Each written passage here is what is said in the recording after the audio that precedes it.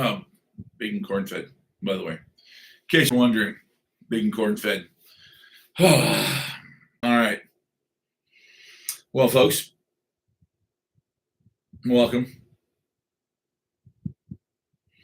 The stock market didn't do anything. Let's just start with that. Silver's down slightly, not a lot, but a little bit. At one point, it was 90 something. Now it's, man, the MACD, the RSI, it's all just maybe. It's all just saying maybe. Okay, maybe what? Maybe it'll go up. Okay? Is it going to go up? Maybe. Fuck. The RSI is right in the middle and it's just touching. And the MACD is as literally it's about to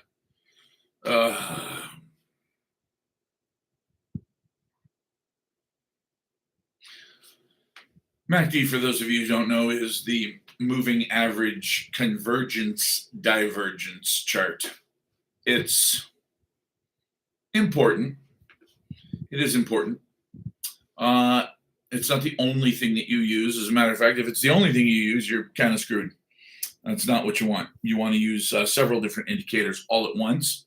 And when all the indicators converge and agree, you go, okay, everybody says I should do this. And everybody's always right.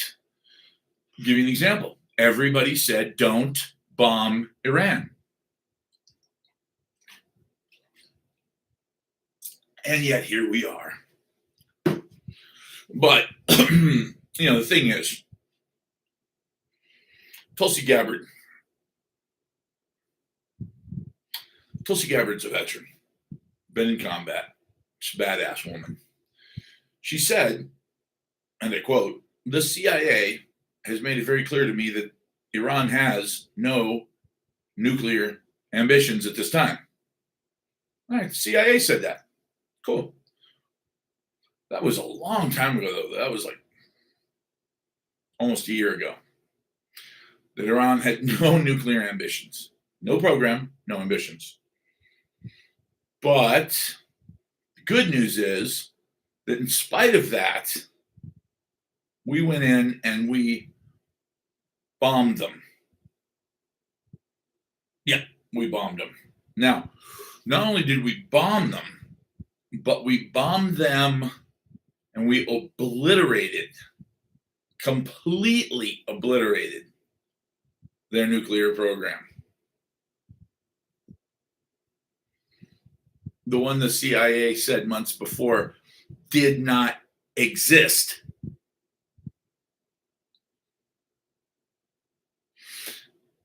So we went in and we bombed the non-existent nuclear program that didn't exist, and we obliterated it. They're not reconstituting that program that didn't exist for years. Everybody said that.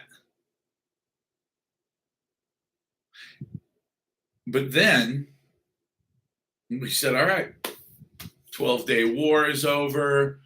Israel tapped out and said, hey, can you make them stop? Because we're getting our asses handed to us. Yeah, no problem. When you have an alligator-sized mouth and a canary-sized ass, you shouldn't probably talk too much, unless, of course, you think that you are, you're completely and totally in control of the largest armed forces in the world, which clearly they are. Now that's obvious, but so we went in and we took care of that for them. We said, okay, it's done, it's over, and they can't reconstitute that nuclear program for a long time. And that was 7 months ago. So now they're bombing Iran because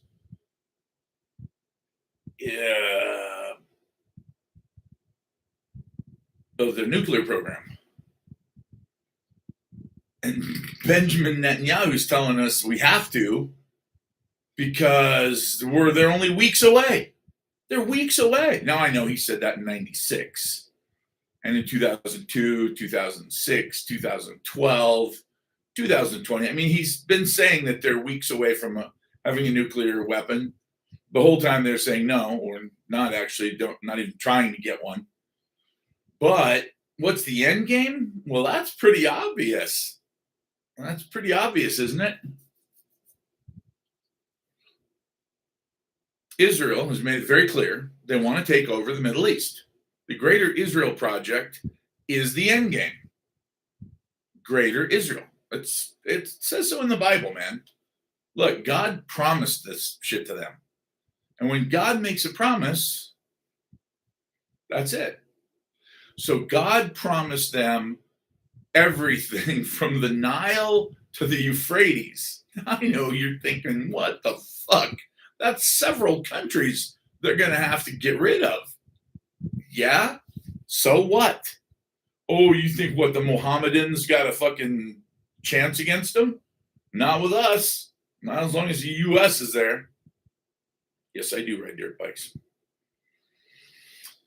I don't have one right now. I crashed my last one, broke my ankle, a couple ribs. Not a big deal. But, you know, at some point you just go, okay, look, I'm better on street bikes. I've been racing those my whole life. So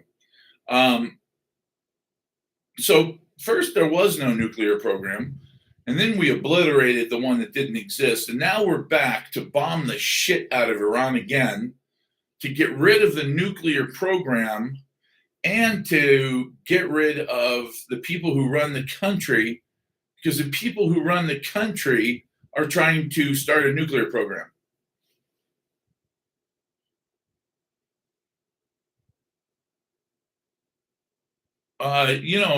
It's pretty weird about that. Did Jesus say they called themselves Jews, but they're not?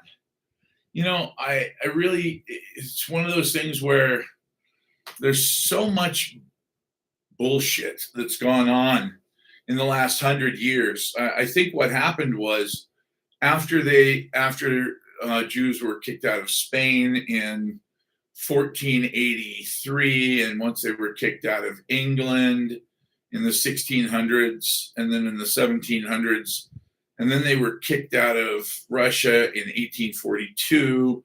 I think what happens is, was it a program or finished development? Well, look, they left for a couple thousand years, okay? And then they came back. Israel won the 6-Day War against impossible odds. Yes, not only did they win the 6-Day War, they managed to actually kill a bunch of American sailors while attacking the USS Liberty at the same time. That's amazing. They had some extra firepower that they directed at us because, well, they got too close. We got too close to the shore, and they said, fuck Americans. We don't trust them.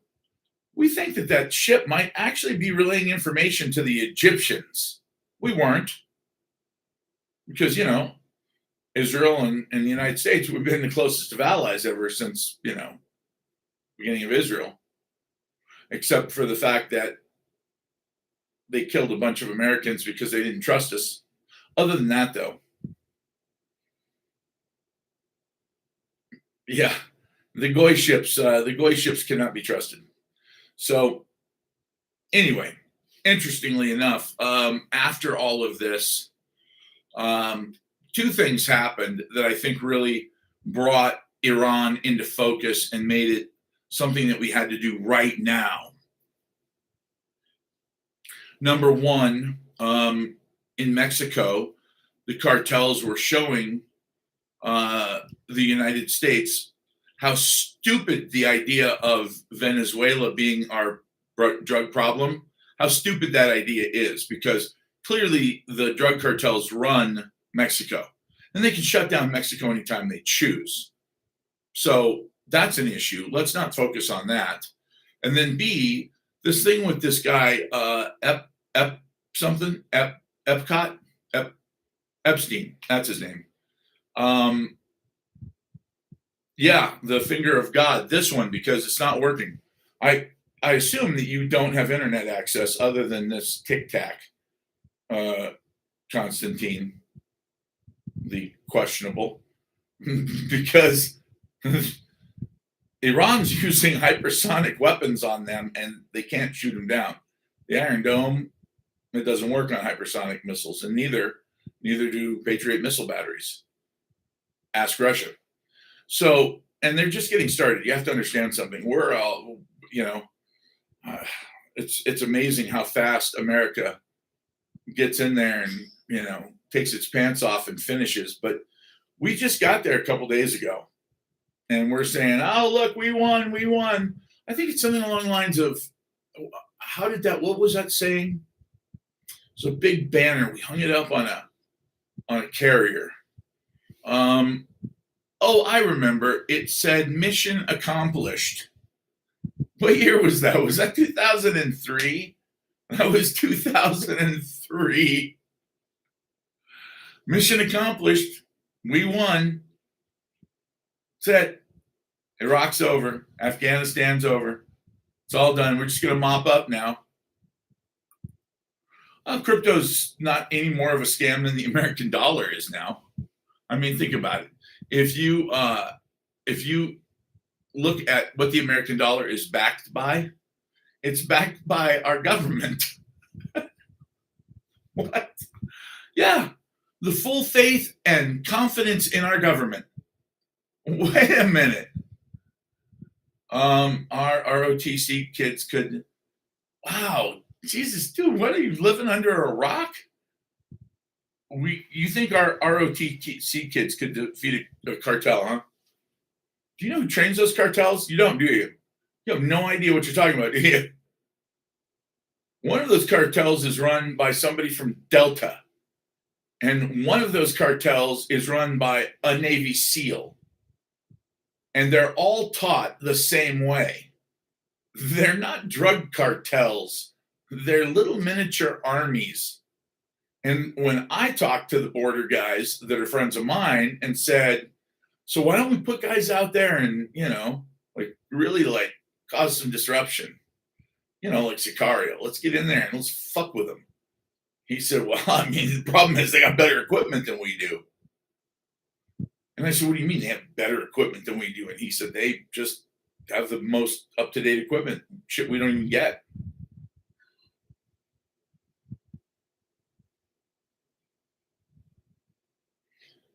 Oh, God, Constantine. I assume that you served. I'm hoping you did, because I was a Marine for a long time. And I can tell you this, that's exactly what we thought when we got out of boot camp. Like, we're the only ones who can kick ass. There's nobody that knows how to fucking shoot like we do. There's nobody that knows how to fucking run and gun like we can. Do you know that there were I don't know, how many people are in Afghanistan? Like, what, fucking 20? It's fucking 20 guys. And we were there for 20 years. And by the way, that was after Russia got done. So what's that tell you, man? Like, when we got to Iraq and Afghanistan, were we ready? No. And we were definitely not as good as some. I'd say we were on par. We were on par with maybe the French Foreign Legion at the beginning of Iraq. By the end of Iraq, we were the United States Marine Corps that everybody scared shitless of. That doesn't mean that the Marines are going to have anything to do with this war, because they're not. You don't want us, Raiders, MARSOC, doesn't matter, JSOC, I don't care who they are. You don't want these motherfuckers boots on the ground in Iran. Think about it. 20 million people in Iraq. 20 million. What was it? 10 years, 10 plus years of brutal sanctions. Children starving to death after the first Gulf War, after we sprayed the whole fucking place with fucking tank busters, depleted uranium everywhere. In 2005, my guys came back with a cancer rate of 4,000 times the national average. And that was from just being there for a few months. So Iraq was a piece, just a total pile of shit when we got there, what was left of it. And how'd that go? That was 20 million people. Now look at a country that's 6.5 times the size of Iraq, that has 90 million people. See, that's the problem, man. This ain't going to be some walk in the fucking park. This ain't going to be just, let's just go in there and drop some bombs. Nobody's ever won a war by just dropping bombs. You know that. You know that for a fact. Because I know what raiders do. And if you're actually really a raider, then that means that you go inside and help all kinds of shit go on that in places we don't go.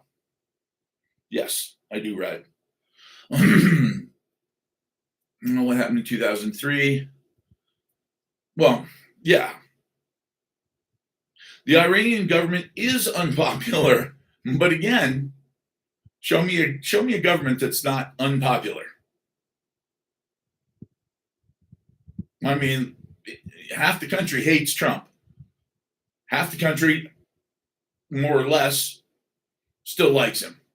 But half the country hated him from the get-go. Every country. It's Thomas Paine wrote about this.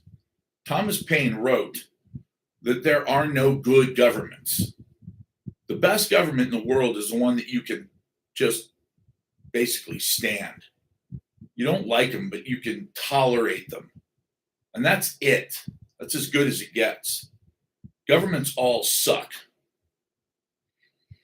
That's true. The Persian Empire has been around for 4,000 years. People don't understand that. They don't understand Iraq's not a country. Iraq was not a country. Iraq was a made-up geographical place. And this is anybody who's been in the Middle East knows. Like, you look at the different people there, it's Shia and Muslim, or Shia and Sunni living together. That ain't gonna work. That never works well. Well, okay, but what about the Kurds? Oh, the fucking Kurds? They hate the Iraqi government. Okay, well, why don't the Kurds break away? Well, they tried to after the first Gulf War. We told them to go for it. We'd back them up, and then we didn't. And then they all got slaughtered. But they still managed to keep their area in the northern part of Iraq to themselves. And strangely enough, that area didn't have all the issues that the rest of Iraq had.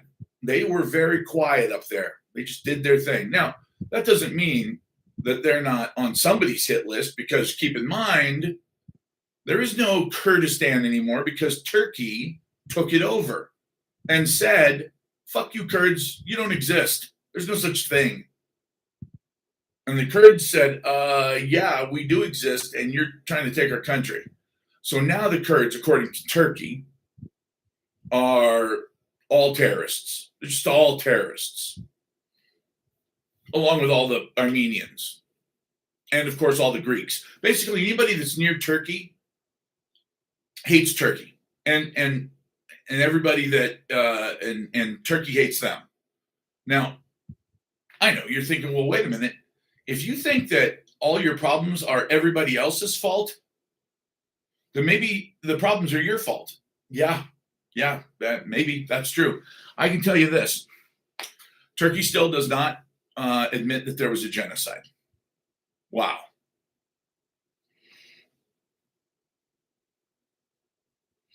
That is true. Oh, here. I don't know why they do that. It's stupid. It says, I don't know if you're unpopular, you're listening to propaganda. Everything's propaganda. Yeah, I did mention Turkey. No, silver's not really up. It's where is it? It's sucking ass right now. Let's go to. I'm on the 1 hour. Let's go back to this morning, March 3rd, March. Yeah, we got all the way up into the 90s there briefly, and then it just took a shit again. Yeah, bottom line is, it doesn't really matter. It's going to do its thing. It's not something that I would trade the way that I trade stocks. If Russia attacked Turkey, okay, that won't happen ever. Period. Stop.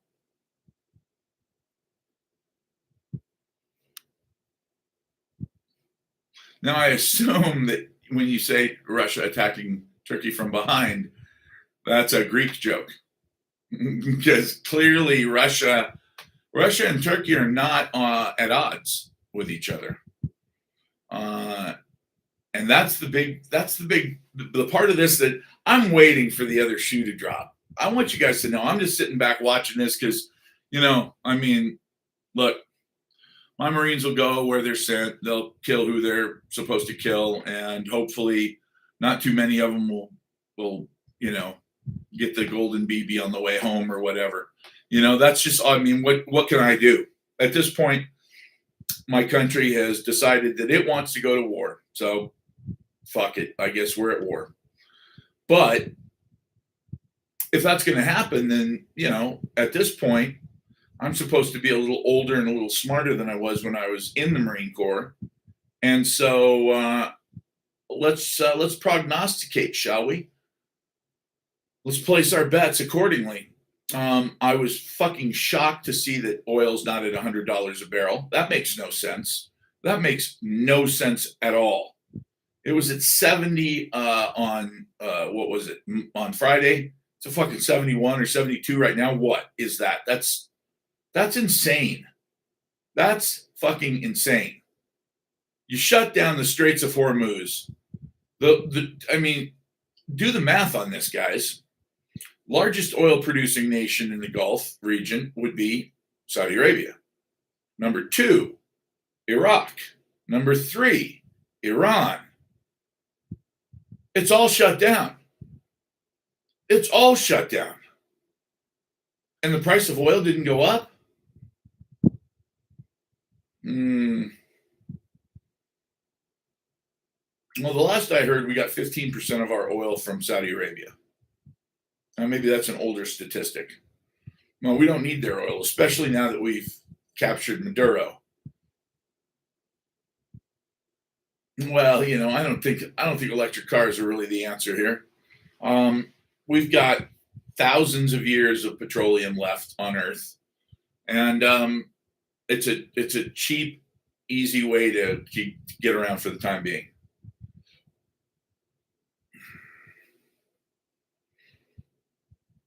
Well, I'm disappointed. None of our refineries can refine Venezuelan oil. See, that's the funny thing, though. We can cross oceans, a couple of them. We can build up hundreds of thousands of men, hundreds of billions of dollars in machinery, and we can rain fire from the sky on a country that almost none of us have ever even laid eyes on. You don't think we could build a refinery in a few months to refine Venezuelan oil because it's just a little higher in sulfur? Really? No, you don't think so? You don't think we could build a refinery like that? You don't think we've got refining capacity that we could just update, switch over, upgrade? No, nothing. Everybody says the same thing. Oh, we didn't attack them because of the oil. We attacked them because he's a bad person. And then Ayatollah Khomeini, he was a bad person too. Oh, well, let's kill all the bad people, shall we? All right, let's start with the Epstein list. Can we kill them? If you're on that, can we just No, I mean, obviously not Hillary Clinton, because Hillary Clinton, she just sort of was mentioned, you know? Oh, I know Hillary Clinton. Oh, okay. You know Hillary Clinton. Did she go to the island? No. Did she hang around with them? No. Am I a big fan of hers? No. What a complete asshole. However, they did drag her in for hours of questioning. Now, what about Leon Black? Wow. Now there's a guy who was up to here. What about the guy from from J.P. Morgan, who was talking about how he really liked the Snow White one. He wanted that one again. Well, it's a funny thing. It's starting to look like Melania met Donald Trump through Ghislaine Maxwell. Huh. Well, isn't that a hoot? Wow. I'll be damned. This Epstein guy fucking gets around. So's his gal. It takes 3 to what? What was that? Hold on. It takes 3 to 5 years to build a refinery. Are you fucking crazy? What? Please. What a bunch of horse shit. You forget I'm next to the Taiwan chip manufacturing facility, the most advanced manufacturing facility on planet Earth.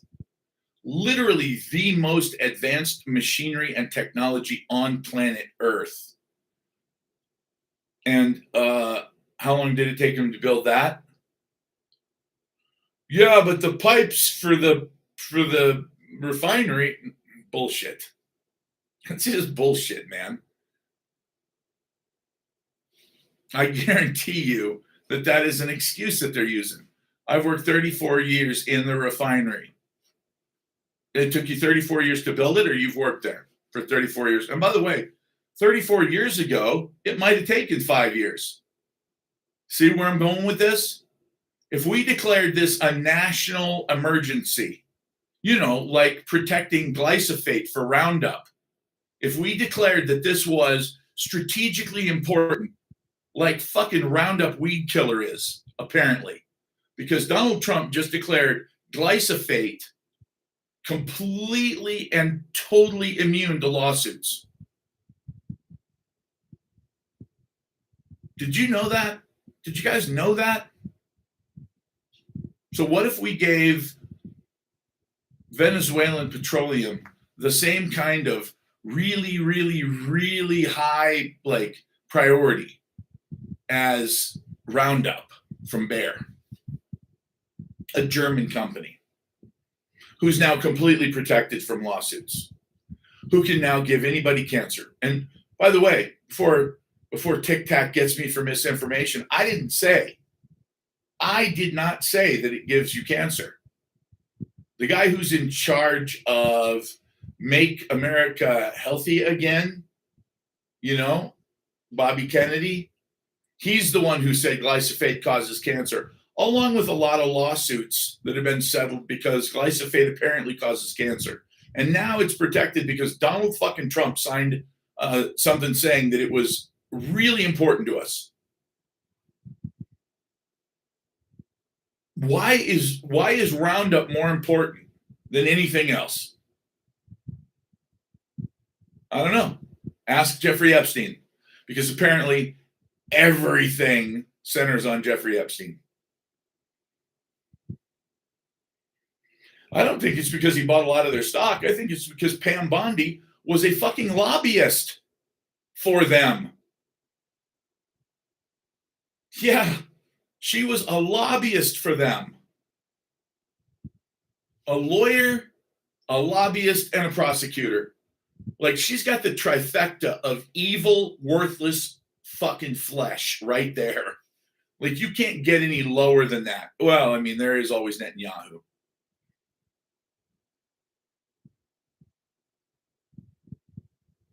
Monsanto, who's now owned by Bayer, right?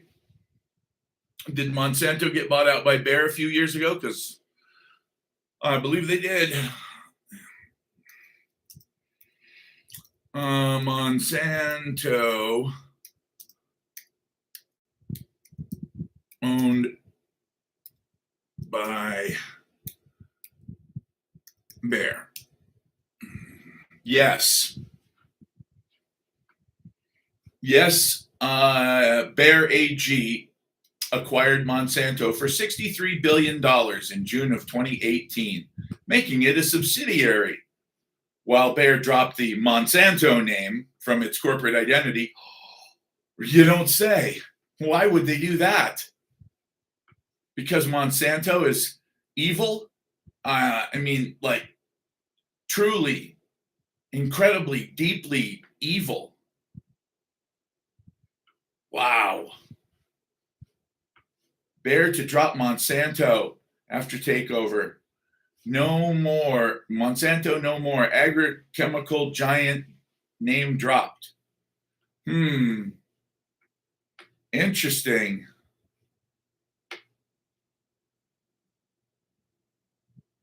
Crazy how that works, right? How come everybody asks me if I'm a Freemason? No.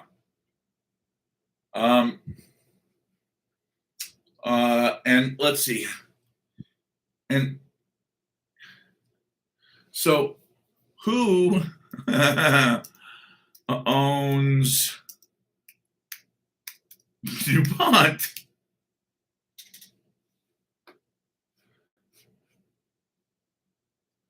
Oh, Vanguard, BlackRock are the two largest stakeholders. Okay. So yeah, DuPont is right up there with Monsanto as evil. And when I say that, I don't mean that in some strange, ambiguous, obtuse angle sort of a way. When they found out that the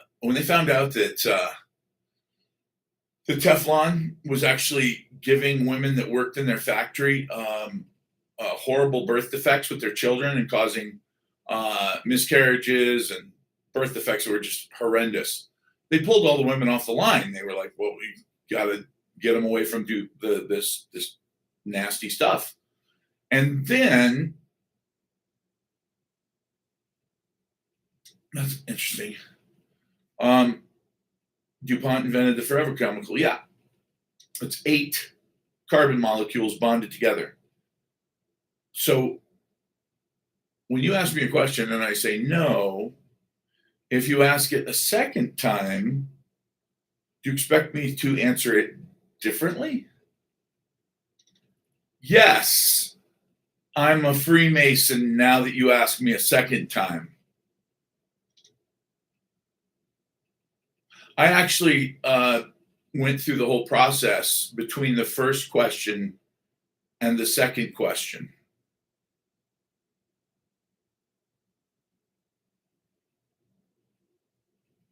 No, when I said no, after you asked that question, and I said, why do people always ask me that? No, I'm not a Freemason. What I meant by that was, no, I'm not a Freemason. But I can see where you might misconstrue that as, yes, I'm a Knights Templar and I'm 33rd degree, so don't fuck with me. Or I'll use the power of my Illuminati temple to levitate you. Whatever they do. A DuPont bot. I love it. So yeah, DuPont, they one of their lawyers said, hey, you realize that pulling all the women off the line when they get pregnant is an admission that you know how bad Teflon is. And they went, oh shit, good point. We hadn't thought about that. And they put the pregnant women back on the line. No shit. Like, you can't make this up. Like, wait, are you talking about Dr. Josef Mengele, the angel of death from the Nazi concentration camps? No, I'm talking about a group of businessmen in Pennsylvania that never saw the inside of a courtroom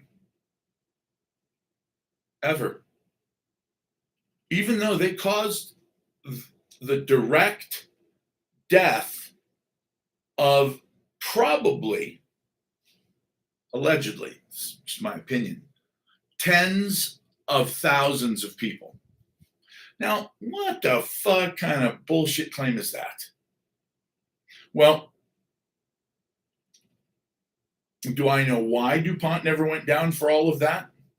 Money. And they did go down for it. I mean, in a sense, they did.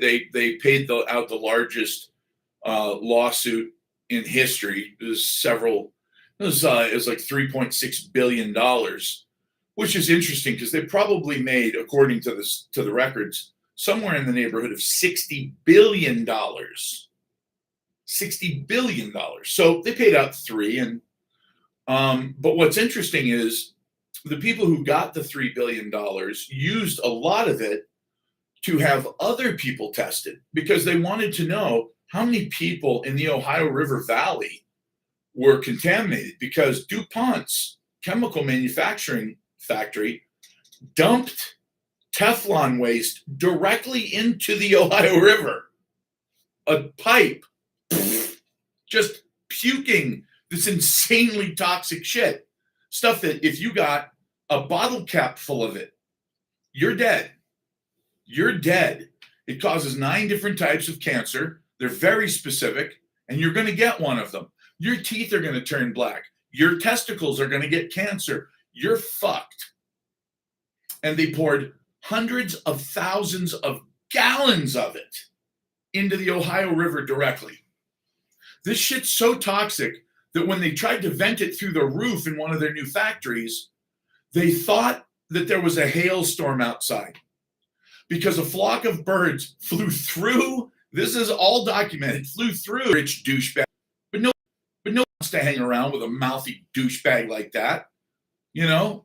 I mean, he's one of those guys. Oh, I can grab women by the you know what, and they love it because I'm rich. Oh, dude. I'm like, what the fuck is wrong with you? You are so not a real man. It's terrifying because that's the really douchey douchebags. That's the way they talk because they think that that's what it means to be like a tough guy. Like, I'm a real man. Yeah.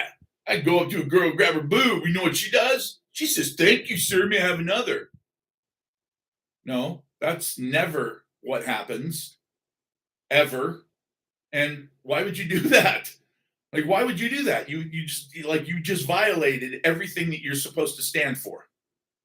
Like, you're a dude. Women can talk shit all they want about how they don't need us. They fucking need us. Desperately. Desperately. So you don't do that. You're the guy who helps. And it's like, people like that, oh, God, they just make me sick. But guess what? I'm willing to put up with the son of a bitch. I'm willing to put up with him rather than the Epsteins. Except it turns out that there's no difference. There's no daylight between him and the Epstein crowd because if he's not in the Epstein crowd, all of his friends are and he's protecting them. And that's really sad.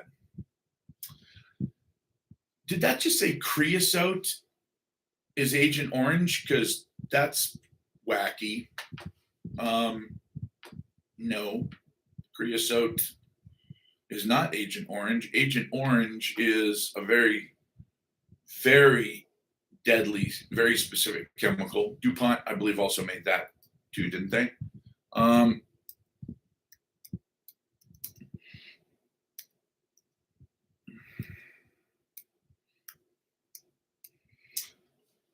Agent Orange.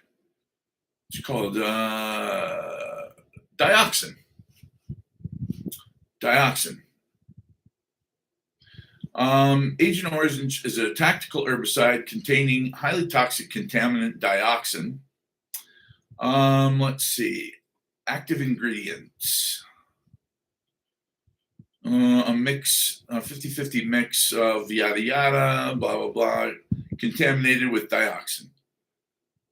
Jesus Christ, 19 million gallons. A drop of dioxin will kill you. Literally, a drop of dioxin can kill you. One drop of it. But one drop on your tongue, and it can kill you. If nothing else, it'll lead to your kidneys and your liver shutting down. And but as far as like long-term health effects, if you get it on you, and when I say get it on you, like you just get a little on your skin and just like wipe it off. Non-Hodgkin's lymphoma, prostate cancer, respiratory cancers, multiple myeloma, and B-cell leukemia. Also, diabetes, heart disease, Parkinson's, and peripheral neuropathy, severe birth defects, miscarriages, developmental disorders in children. We sprayed all of Vietnam with that. The whole fucking country, basically, because we didn't like it when those little fuckers hid in the jungle. So we just decided, hey, you know what? We're just going to cover the whole jungle. So, new boss, turns out same as the old boss. Now, what are you going to do about it? You only have one thing that you can do about it at this point. And this is it. This is all there is. There is no other off-ramp for you.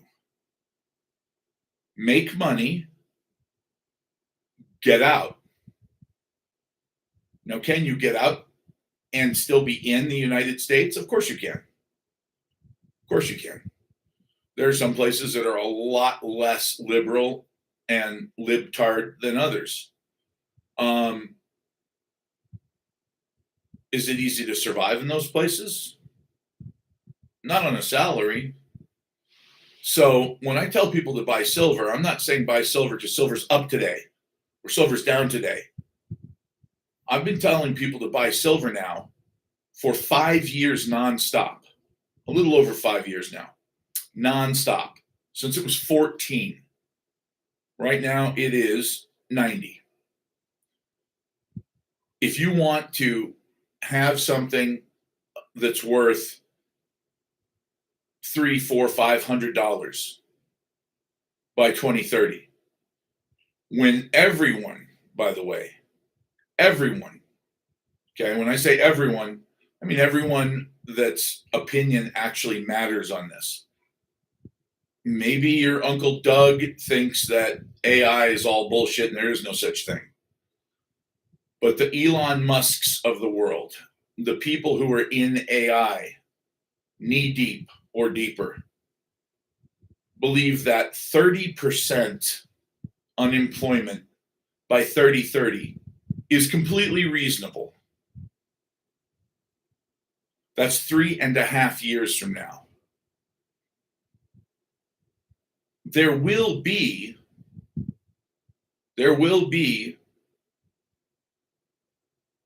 a job creation system of some kind, like the CCC back during the Depression. The government will put you to work, and you will work for your universal basic income. Now, what you do may be completely and utterly silly. It could be so simple, but they just want you to be busy. It's busy work. Look, we're going to give you $1,000 a month. It's not enough. We understand that. Maybe it'll be $1,200. But this is what you're going to do. This is what you're going to do every day. You're going to get up. You're going to shower, and shave. You're going to put your suit on and you're going to go do this. Or you're going to go put your boots on and you're going to go dig this or paint that, whatever. Shit that, AI robots could do it, but no, it's not. We're not there yet. And the government wants a good reason to give you the help that you need. So they will for the time being. But there's going to be a disruption in between where we are now and there. There will be a disruption, period. Now, will it be when we go from this bullshit currency we use now, which is just an absolute idiotic joke, absolute joke. A silver dollar was worth $1 when the Federal Reserve was created. And now it's worth $100. Oh no, spot's 90. Fuck you. Go buy it at spot then. I dare you to try and find it at spot. Silver's at 100. It's at 110 in Singapore. But the reality is silver's $100 an ounce. It was $1 an ounce when they started their privately owned bank for the protection of the American dollar. That's what they said. That's the whole purpose of the bank, is to protect the value of the American dollar. That's it. It's not for any other reason. The Federal Reserve was created for that stated purpose, and it has failed spectacularly. That $1 is now worth 100. And your 100 buys you what $1 would buy you back then. My grandfather was alive then. My grandfather sold newspapers on the corner in San Francisco when he was 8 years old. And he had to fist fight other 8-year-olds for the corner because it was a good corner with a lot of people. So he had to get there early in the morning. And there were times when other kids would show up and he would have to drop his papers and throw down at 8.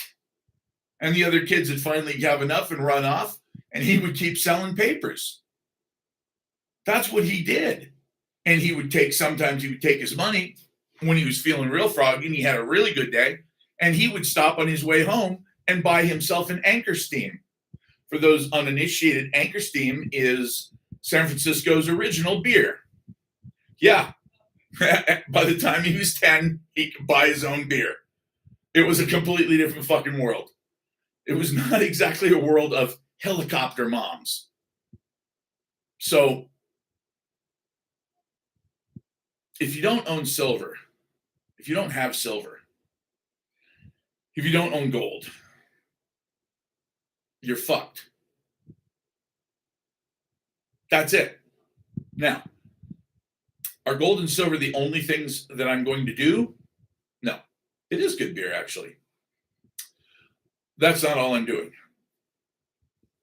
I'm also swing trading. Now, why am I swing trading? What the hell's that about? Swing trading? What? Where'd that come from? I'm a silver and gold guy. I don't fuck with the market. Yeah, well, I do. And I'm doing it more and more and more. And the reason that I say you need to do it more as well is because if you want to be wealthy, and let's just say you don't, okay? Let's say that you're like a lot of the people who follow me on TikTok, got 120,000 followers on TikTok. I got like 3 on YouTube still. No, it's now like 200, whatever. Bottom line is, maybe you don't want to be rich. Okay, I don't blame you. To be honest with you, being rich is a lot of work. I've been very wealthy a couple times. I've never been a billionaire, but if I had millions, plural, yes. Is it a lot of work? Yeah, it's actually not as much fun as it sounds. They found that the perfect income for a young individual is actually 75 grand. People who make 75 grand are happy because they go home at night. They don't think about their job. They get to work. They bust their ass. They go home. They don't think about their job. Weekends, that's all me, baby. When you own your own company and you have these other pressures, it starts to take away from the excitement of having all that money. It's like, okay, I got a lot of money and I can go to any restaurant I want, but I can't, go to a really good steakhouse every night for a week. And if you don't gain 15 pounds, I don't know what kind of crack you're smoking, because they butter the shit and salt the shit out of everything. You can't, a special night out loses its value completely. So being rich is okay. I mean, look, if you're young and you're single and you want to travel, it's probably great. I already had a whole bunch of kids by the time I got there the first couple times. And so I didn't do that much traveling. I didn't want to travel. I just wanted to spend time with my kids. So in that sense, if you have kids and you want to stop working and just hang out with them all day, every day, you want to find out just how hard it is to be a housewife? It's not. It's fucking cake. It's a cakewalk. My God. I can't believe women were so dumb that they gave that up. That was stupid. Whoever marketed that, the whole, you know what? You could have a real life. Yeah. Being a housewife, that's a fucking real awesome life. Because I stayed home with my daughter when I first had my first kid. I stayed home. I was like, fuck it, I'm going to take 8 years off. I didn't take that long off, but I was going to. I was like, when she's 8 years old, I'll go back. Well, it lasted about 6. But after she was 6, I went back to work. But I got to tell you, man, wow. Like when they're little, hey, it's time to take a nap. And they're like, yeah, I'm not tired. And they're out. And you're like, okay, cool. I think I'm going to take a nap too. What? You're 35 years old? You're in good shape?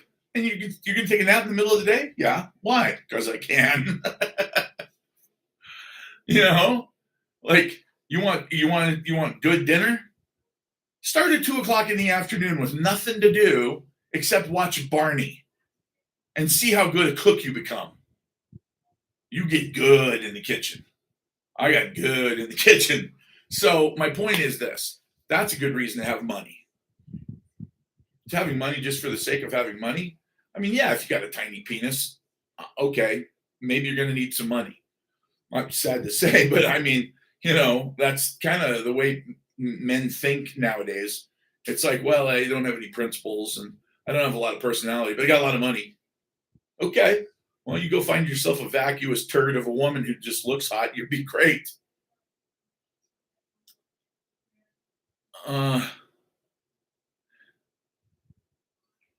Going to work gives them a chance. Oh, yeah, that's a good point.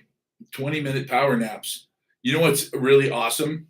If you take 3 of those 20-minute power naps and you compress them together into a 60-minute, fuck you, I already did the vacuuming for the day nap.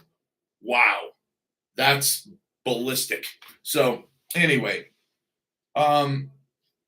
yeah, I think that it's time for people to start realizing that it's game over. It's game over.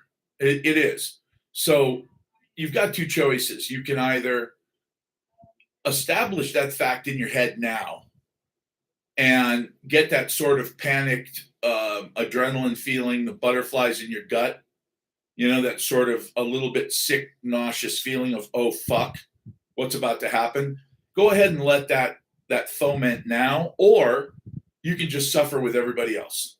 Those are your 2 options. There aren't any other options. There's not a third option. Oh, well, I'm going to choose option C where I'm happy. No. When your kids have to go to school with holes in their clothes and you're hungry all the time and you have to try to figure out how to stretch a meal for 1 into a meal for 3, that's not happy. There's no happy. So what's the subject I just got here? Right now we're talking about how basically the shit's hitting the fan, and it's time to do a couple of things. Number 1, live beneath your means. If you're going out, if you're having fun, I couldn't believe it. Today I watched a woman who is clearly a waitress at a local bar because she had the local bar's shirt on and an apron. She was obviously going in for the day, and she had stopped to get herself something, and it was an iced coffee. That's what it was, a big iced coffee, which, okay, it's Circle K, or I think it was AM, PM. I don't know. One of those. Anyway, and she was buying Smart Water. Yeah, just, like one of these bottles. Except, this is something I bought because I was caught flat-footed. I didn't have anything to drink, and I was thirsty as hell that day, and I thought, well, shit, I hate having to spend more on water than I do on gasoline, but fuck it. But she was buying Smart Water.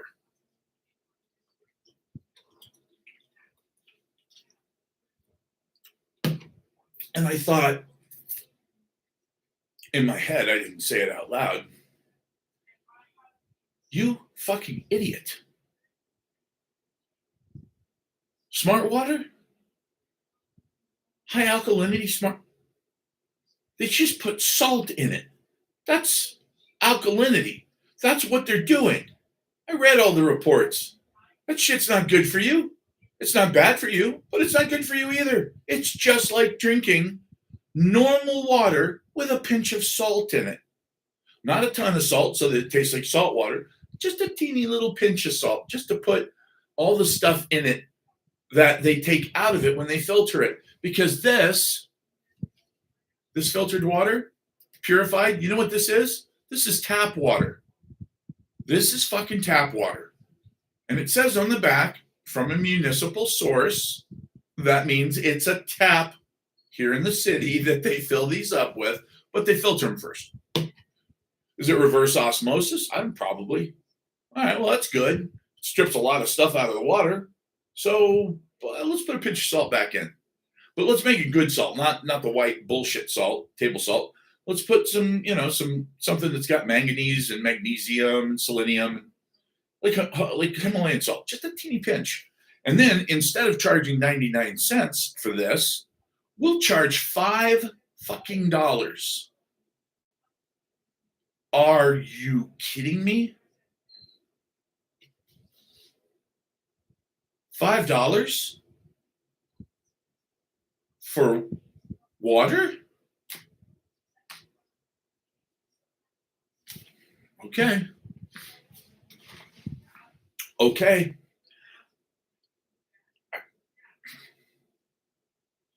This is a woman who works for tips. Now, granted, from what I remember, the president said that he was going to have no tax on tips. I don't know if that went through or not. I hope it did. I mean, he promised it. Petrified giants salt. I have no idea what that means.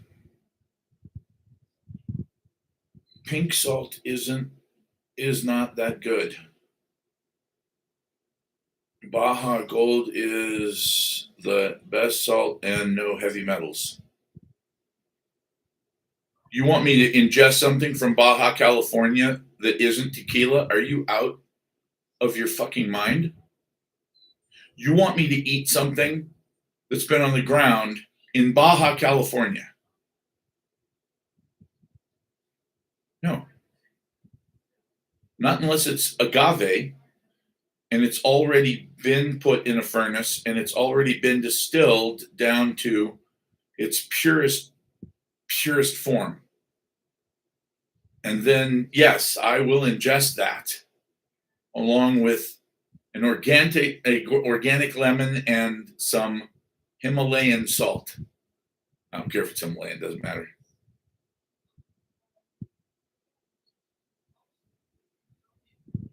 $61 minerals. Guerrero Negro. You got to roll the R, otherwise it's not really Spanish. I'm ingesting that now. I like the way you put jesting, like, I say this in jest, but I'm also ingesting. But I say this in jesting. See where I went with that? Whoa, HVAC, you just fucking butchered Himalayan. I have never seen anyone butcher the word Himalayan that bad. Let's go back, guys. Can we go back? High lime and mananan. Somebody has been ingesting some tequila already. Clearly, is the body of petrified Himalayan giants. Okay, I had no idea.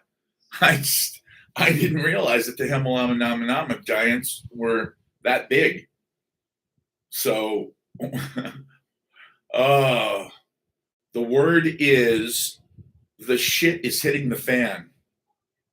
I get a lot of words wrong. I speak into my mic and he'll let AI fuck it up, and then you blame AI. Remember this: when the robots come for you, they're gonna remember this. This is all on their little RAM, their chip. That, oh yeah, this is the motherfucker who blamed us because he couldn't spell. So let's skin him first. I mean, yeah, obviously we're gonna put him in an egg and use him for energy, like that movie. But first, we're gonna skin the son bitch because we don't like him. Just so you know. So, Heathen, what we're talking about is we're talking about the fact that war is a great distraction. This one's not actually going to work. This one's definitely not going to work. 78% of Americans surveyed said they did not want this war. They had no reason for this war because the stated purpose for this war was stupid. Now, I know that's a strong word, stupid. When you think about all of the people with PhDs and master's degrees and history and military science and political science and economics, and it's like, okay, but wait a minute. Our country's broke. We're $38 trillion in debt. And now we're going to go spend trillions of dollars on a war for what? Well, to get rid of the nuclear program. No, we got rid of that last year. Well, we're going to get rid of it again just in case. Is that like getting the vaccine twice in 2 days just to make sure you get enough of it? Or maybe twice in the same day, put one in this arm and one in this arm. Actually, you know what? Why don't you just shoot it straight into my ball sack, because that's where it's going to end up anyway. It's like, wait a minute. What are we talking about here, guys? Because this is fucking bananas. It's never been more clear that we're not in control of this country. And the guy who says he's the leader in the chief Yahoo in charge of all this fucking nonsense is not. I got to read. Trump was what? Trump will have us out of debt by the time his term is up. That's funny. Well, Plowboy, I can see why you picked that name, because if you've ever done anything other than work as an oxen pulling a plow across a field, I would be shocked. Yeah, that's number one, physically impossible. We can't get out of debt that fast. There's no GDP on Earth that could get us out of that debt fast enough. It's impossible. Right now, we're pulling in, and I mean, I'll pull up the actual specific numbers just because I want to make sure that you understand that I'm not just trying to humiliate you. Just want to get my reaction. Fucker, I bit hard on that one, didn't I? I did. I didn't just bite. Like, it's like you're going to go fishing, right? You get out of the pickup truck and you grab your pole, and a trout flies out of the lake into the back of your truck and attacks the lure that's still in the tackle box. That's how bad I bit. But since I bit, let's go. Let's do this. 38.8 trillion. Fuck. So it's actually 39 trillion. Let's just round up. And why not? So 38 trillion is not actually accurate. It's 39 trillion now. Well, I mean,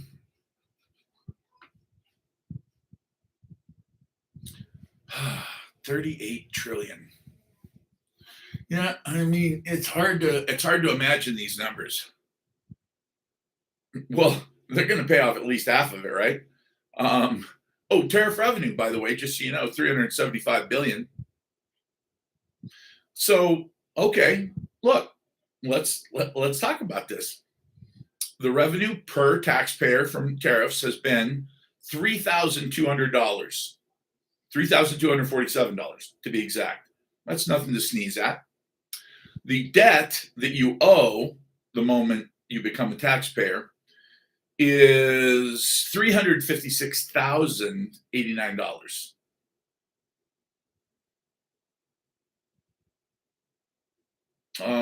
Quadrillion comes after a trillion. And how many millions are in a trillion? Let's see. 1,000 millions is a billion. And there's 100 billion, so that wouldn't be 10,000. Would it be 100,000 millions, or would it be can't be a million millions? It's a strange question. Let's find out the answer. 1,000 billions. What is 1,000 billions? Yeah, that's trillion. It's 1,000 billions. Wow. Yellowstone is worth 55 trillion alone. Yellowstone National Park. Well, here's the question, Pedro. This is the question nobody wants to ask, so I'm going to ask it. We owe $39 trillion to governments around the world. Those governments owe trillions of dollars to other governments, and those governments owe trillions of dollars to other governments, as well as being owed trillions of dollars. So the question is, who actually owns all these trillions of dollars? Like, where is all this money coming from, and who owns it? Like, somebody's got to own the world's debt, right? Well, if we're in debt by 39 trillion, and Japan's in debt by several trillion, and Russia's in debt by several trillion, and China's in debt by several trillion, and okay, to whom? That doesn't make any sense. Well, I know exactly what national debt is. I'm looking at the national debt clock right now. And I understand that we owe this money, this $38,834,000,000,000. We owe this money to whoever owns our bonds or our notes.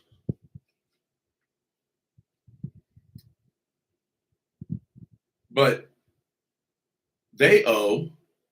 Did they borrow to loan to us? I mean, is this just a big old circle jerkle? Because this is what it feels like. Like everybody owes everybody money. Everybody owes everybody money. BlackRock's got $14 trillion. But it's not their money. BlackRock has nothing. BlackRock doesn't have $14 trillion. That's not BlackRock's money. That's your money. That's everybody's money. That's money for pension plans and insurance companies and IRAs. So what does BlackRock have? They just have control of your money. So they don't really have $14 trillion. Yeah, and $14 trillion of your money. Whoa, word of the day. And that's the funny part, is it's like, wait a minute. So we could just say we're not paying anybody back. Well, yeah, but that would ruin the credit markets. Okay, why do we need credit markets? So that we can borrow money from other countries. Why are we borrowing money from other countries? Because we don't have enough. What? We have 330 million people in this country.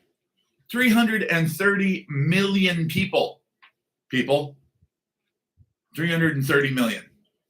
So what's going on here? Like, why do we need to borrow all this money from everybody else? Well, because we got to defend ourselves from everybody else. The bottom line is it's all just this big silly game. But it's not silly when you can't, all of a sudden you can't buy socks for your kids and they've been wearing the same ones over and over for 3 weeks, and you just take them off and wash them and hang them up and hope they dry by tomorrow. And You're starting to think that, there's really no way you can think of getting enough money to make another mortgage payment unless you sell, your like any family heirlooms you have left. Well, that's true. We do owe the Federal Reserve. See, again, folks, this is something that may sound revolutionary, not in the wow, that's a new idea way, but like, oh, you want to start one of those kind of way. There are 18,500 people. They are they are leeches. They have been living off of us. They're vampires. They are quite literally parasites. They're parasitic organisms that live within the body politic. They serve no function, most of them. They serve no function. They say, oh, I do this or I do that. But when you look under the hood, you realize that if they were not here at all, the world would not just be a better place, but it would be a much better place. And the people I'm talking about, obviously, are the people like the insurance companies, the bankers, and does insurance have a place? Yeah, insurance has a place to insure your business, to insure your car, to insure your home. Yeah, absolutely. When you have someone who says no to the vast majority of people who need the insurance that they've been paying for years the most, that is no longer an insurance company. That is a parasitic organism. That is an organism that has taken on a life of its own. And its life and its lifeblood is more important to it than you are. Okay, wait a minute. I'm the reason that you exist. And their attitude is, we appreciate that. You are our customer. Am I really? Not really. Well, then who is your customer? Our stockholders, our shareholders, the people who actually own the company. You're the product. What do you mean I'm the product? Well, you're the product. The product we have are scared, stupid, ignorant Gentiles like you who serve us. I don't like the way that sounds, but that's exactly what it is. Now, what does that mean exactly? Well, that means that as long as you're doing your job, which is to provide, then everything's good. But the moment that you try to consume even the smallest amount of what you've been promised, now you're an issue. Now you're a problem. You are now defective product. And defective product, that's got to go. Can't leave that on the shelves. So when you see things like, to me, this is funny. All of a sudden, there's a bunch of wrong in the Persian Gulf. The insurance companies called the owners of the ships and said, hey, guys, sorry, we're not insuring you anymore. And so, wait, what? But we've been paying for insurance for years. Yes, you have, and you have been very good at it. Right on time. Now go fuck yourself. So, we're not the only ones who get screwed by insurance companies. Insurance companies are the screwers. Banks are the screwers. Now, not all banks.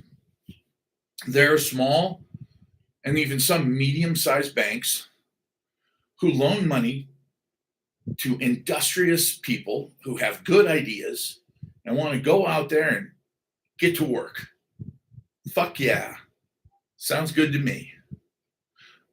Oh, you are in the title loan business, and if somebody's willing to offer up their car, you'll give them a loan at 139% interest per year.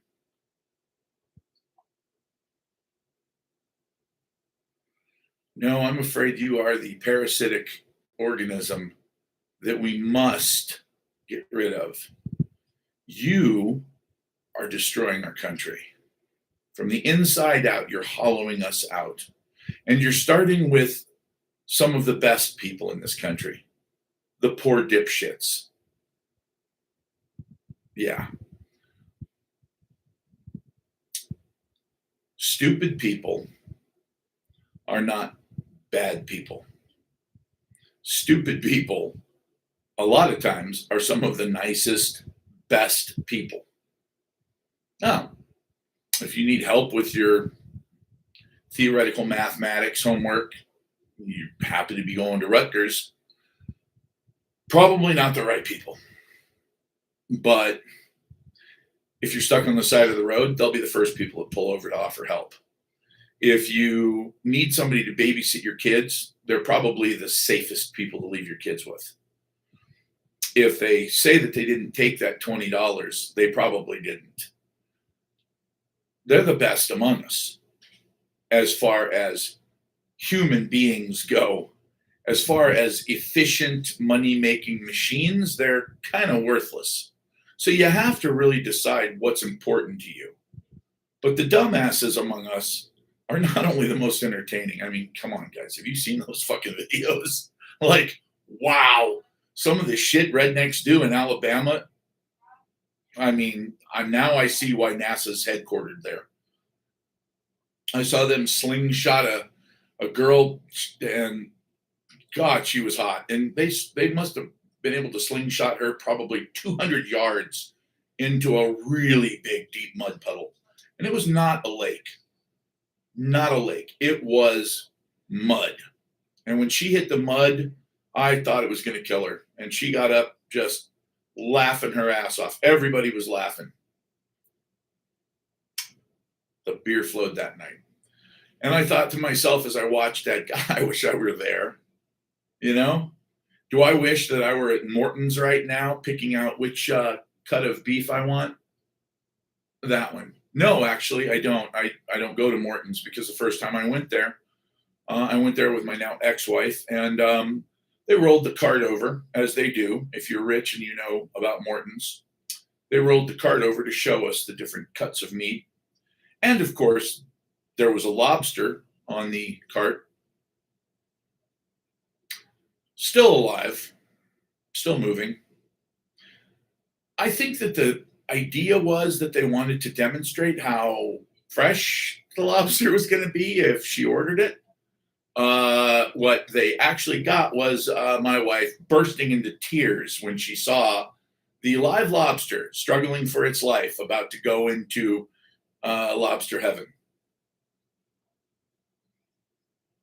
Haven't been back to Morton's since. Got rid of her, but I still haven't been back to Morton's because it's just one of those things.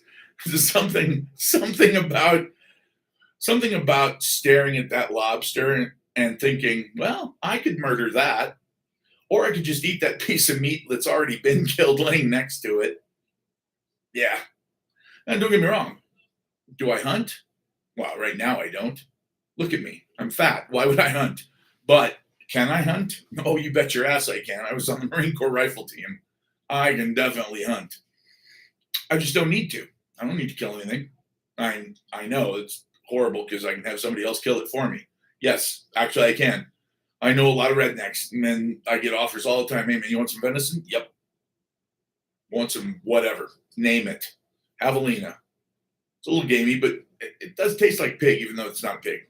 Javelina is not a pig. So yeah, the bottom line is that live beneath your means. Don't try to impress yourself for the next year. We may have a year left. We may have a year and a half left. I'm not optimistic about 2 years. I think that 2 years is pushing it. By the time we get into the middle of 2028, I think things are going to, what's going to happen is I don't think that it will be the end. I don't think that we will be in that final reckoning yet, but I think that enough people will recognize that we're going there, that you want to be at the door already. When you see everybody get up and start to run, you should be standing next to the fire exit. That's a fact. Will they come up with a digital currency? Of course. Will they shove it down our throat or up our ass, depending on your attitude? Yes.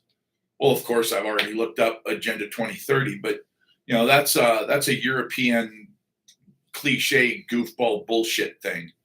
Our agenda and that agenda are very different. And the reason I say that is because there's always an indication of what they're going to do, but they rarely, if ever, come right out and say it, unless it's in a movie or, of course, on The Simpsons. That's weird. Yeah. Well, they can't fix what they did because they didn't break anything. This is by design. They don't want to fix it. Everything that's happening right now, when they say we didn't know better, who could have possibly known that somebody would try to fly airplanes into the World Trade Center? The report under his arm the day before said that bin Laden was going to attack the United States, and he was probably going to use airplanes and fly them into a building. Maybe the Sears Tower, maybe the World Trade Center. Even InfoWars, even Jones was saying, don't think for a second that you can fly an airplane into the World Trade Center and blame it on some Muslim terrorist like, Osama bin Laden or somebody, because we're not going to buy your bullshit. Well, we did. Cash, silver, and gold. If we go digital, no. Well, I mean, you could, but you wouldn't want to. No, absolutely not. And the reason I say that is because once we go digital, there will be no privacy, none. Everything that you do will be tracked 100%. That is Palantir's stated goal. And the reason that they want to track all of us 100% of the time, not a joke. I'm not making this up. It's because they want to be able to figure out who the people that might be a problem someday are. It is literally pre-crime. It is literally like the Tom Cruise movie. This is not a joke, and it's not funny. They're collecting data on all of us right now. Every single one of us, everything that we do, your credit card transactions, but not just the amount of money. What did you buy? Did you get pizza? Well, that's funny because according to your medical records, your cholesterol is a little bit too high. Why are you doing that? You bought ammunition? Well, that's strange. It's a fourth time in a row that you bought the same ammunition, but we don't show that you've gone to a gun range. Where are the receipts from the gun range? You're not going to a gun range, are you? So what are you doing? Are you stockpiling ammunition? Why would you do that unless you're a domestic terrorist? Why do you have so many of those freeze-dried food things at your house? That smells like domestic terrorism to us. And by the way, if you think that that's a joke, the tattoo that I have on my forearm, which is the first Marine Corps symbol, the Gadsden flag, don't tread on me, the coiled up Eastern Diamondback rattlesnake with 13 rattles. That is a symbol of potentially violent domestic terrorism. I am on the FBI's watch list because of that tattoo. I'm not saying I think I might be or I could be. I am absolutely on their watch list. They actually put out an entire list of things, an internal memo, of course, that showed what exactly you do to get on there.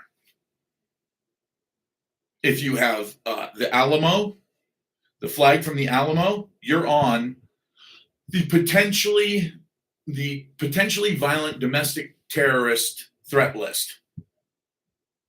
if you have the original American flag of 13 stars, you know, the one that Betsy Ross made, the black woman, the one who Obama took his inauguration under, literally took his oath of office with his hand on the Bible underneath the Betsy Ross flag. But that Betsy Ross flag, according to the FBI, is a symbol of potentially violent domestic terrorism. I'm not making this shit up, guys. And then, of course,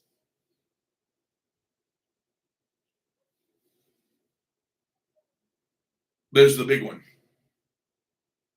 The one that actually means that you are, according to Hillary Rodham Clinton, one of the most dangerous threats to the United States, period.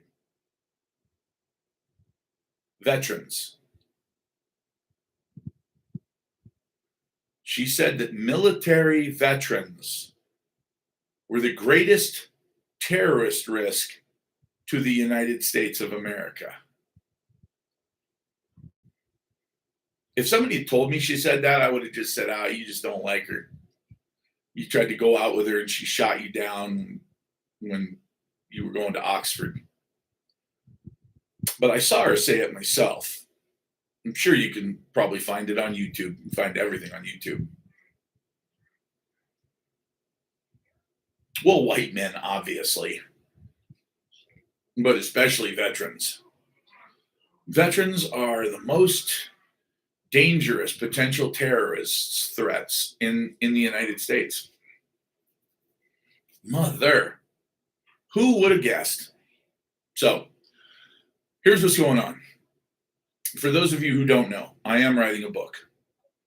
For those of you who want to pre-order the book, it'll be ready to be pre-ordered very shortly. Now, I said I was writing a book. That's a lie. Now I'm writing 3. The first one, the most important one, will be out shortly. But because of that, because as I'm writing this book and I'm realizing that different people have different skill sets. Think about that for a second. We need different books. So I'm deplorable, obviously. So here's what we're doing. Now I say we because I also have a professional author and editor that are helping me with this. I decided to do this correctly. I actually have several of the work things up on my computer right now, and I'm typing away. It was up until 2:30. I want one for men / household heads, guys who are, husbands. And household head doesn't mean that you and your wife don't argue. If you and your wife don't argue, it's either because she's deaf and you don't understand sign language, or you're deaf and vice versa. If you're married, you argue, at least a little bit. I think that's the way God intended it. He's got a weird sense of humor. So when I say head of household, if you're a man and you have a family and you're right now active duty and you're DevGru, you're SEAL Team 6, you probably don't need my book, although you would learn a few things that might surprise you. If you're 40, 45, 50 years old, and you've got boomerang kids that are in their 20s or 30s, but you're not quite in the shape you used to be, but you're not exactly invalid. This is the book for you, because this is going to teach you where and how to survive. Do you bug out or do you bug in? Do you stay or do you go? There's a big difference, and it makes the factors are pretty simple, but if you make the wrong choice, you don't survive. Pretty simple. Appreciate that, Dalton. I hope a lot of people order it, because what I want to do is I want people who are just normal folks to understand. Like, I thought about it from my Marine Corps standpoint, being a forward observer, being a master combat swimmer, Being on the Marine Corps rifle team, being anti-tank assault and demolitions, and all the shit that I know. And it's like, okay, I can't use most of that. I mean, I can, but I can't use most of that in the book because there are certain skill sets. Like if I said, hey, just make some Semtex because you might need a high order detonation. What the fuck does that mean? What am I going to put the formula in there? No. Do I want you to get 1,000,000 rounds of ammunition? No, that's a really terrible idea because that means you're not going anywhere. And if you think that you can hold off however many thousands of starving people could be in your city by yourself, it's called the Alamo. And some of the baddest badasses in the world, like Davy Crockett and Jim Bowie, they lost their lives at the Alamo. Outnumbered is outnumbered, period. So you don't necessarily want to make any noise at all. So if you have a suppressed weapon, a very suppressed weapon, then yes, I would say that is a good idea. If you can get a suppressed weapon, it's a very good idea. If it makes more noise than that, you'd better not ever use it. Because when that goes off the first time, everybody in the neighborhood's ears go up. The second time, they lock in on you.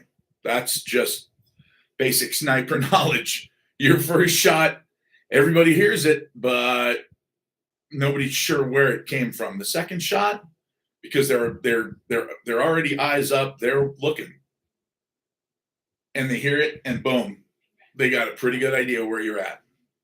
So unless they're in an alley, and then it's like, where the hell did that come from? Which is another reason that people don't like to go down alleys with tall buildings. The old kill box is no fun. So there's certain things that you have to know to survive when the grid goes down. And when I said when, I'm not saying if, because there's no if. There is no if, none. There's no fucking if anymore. I've been doing this research for years and years and years. Now, I know you can go to Ben Davidson. The guy's a fucking genius. Okay, Space Weather News is amazing. And he's a good friend of mine for 10 years now. He's been a good friend of mine, longer than that even. And yes, I study what he studies, not at the same level, because he is just laser focused on the sun and what can happen because of the sun.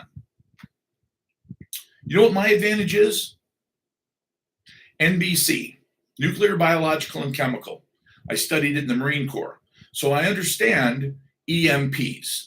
Now, is Ben worried about an EMP? I'm sure that in some way he could be, as like a terrorist threat. It may be something that floats in the back of his mind. Does he spend all day thinking about it? Hell no. He's preparing for something that will absolutely happen in my lifetime. And that is a massive solar flare that is long overdue.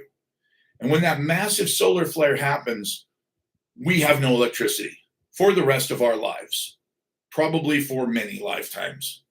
So he's ready to go. But what about the next 5 or 10 years?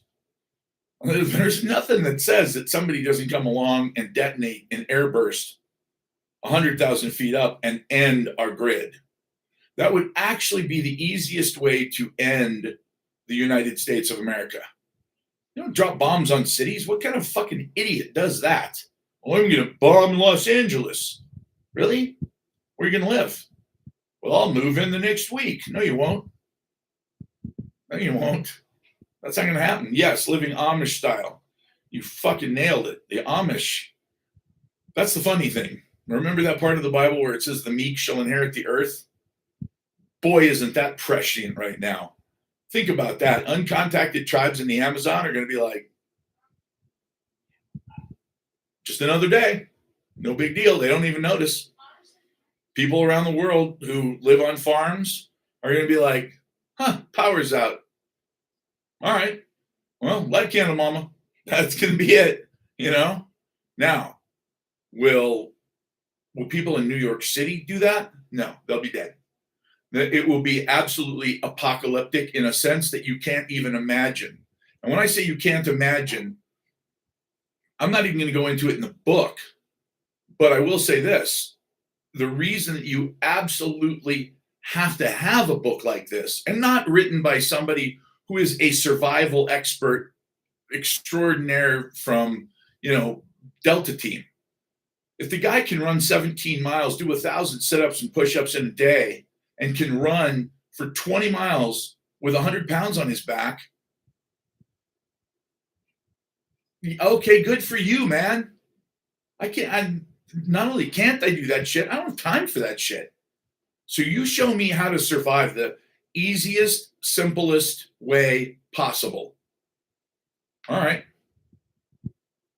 You want me to give away one of the biggest tips?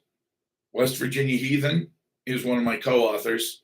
You're going to be pissed that I gave this one away, but in my own defense, I got a lot more. This is just one of the gems, but there are so many more like this. A hotel.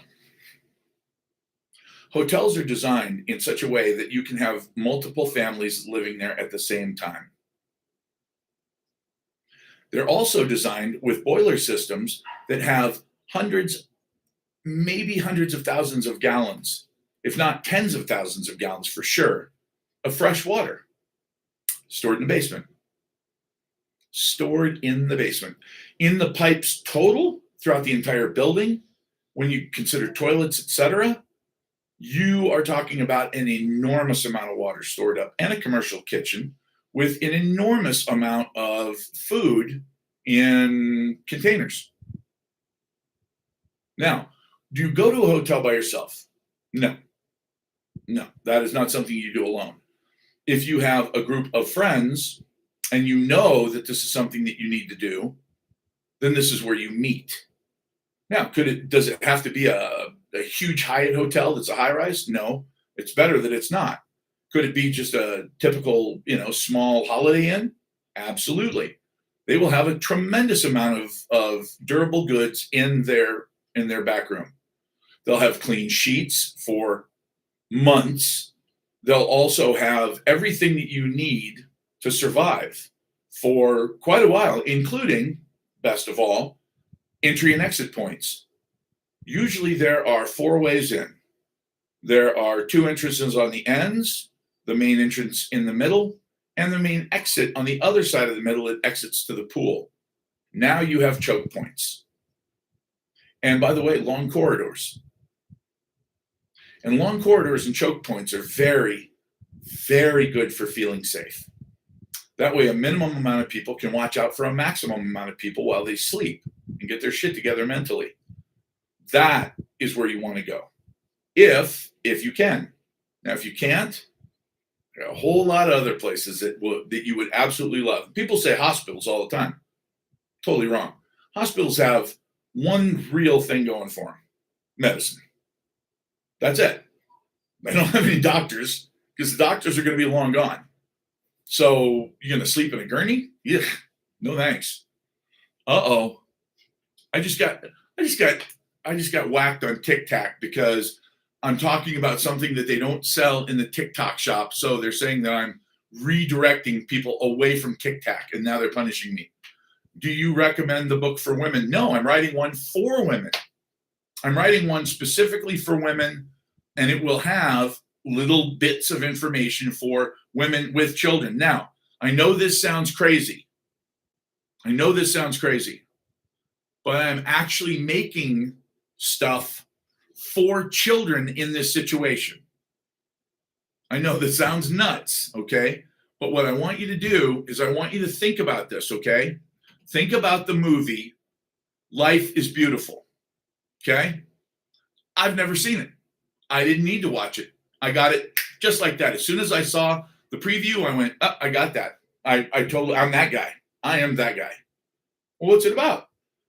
It's about a guy who gets taken to a Nazi concentration camp with his son. And he decides that for his son's mental sake, he's just going to pretend like it's all just a big joke. Like it's just a game. It's all for fun. It's not serious. They're not really going to hurt you. It's just for fun. And look, I'll show you. And he actually, for the apparently most, if not all of the movie, pretends like it's a big game. They're just playing a big game. And his son, because of that, actually goes along with it. And because of that, he's not completely destroyed mentally. Now, are there situations where you've got to level with your kids and you got to tell them, look, the shit's hitting the fan, things are bad, this is what I need you to do? Yes.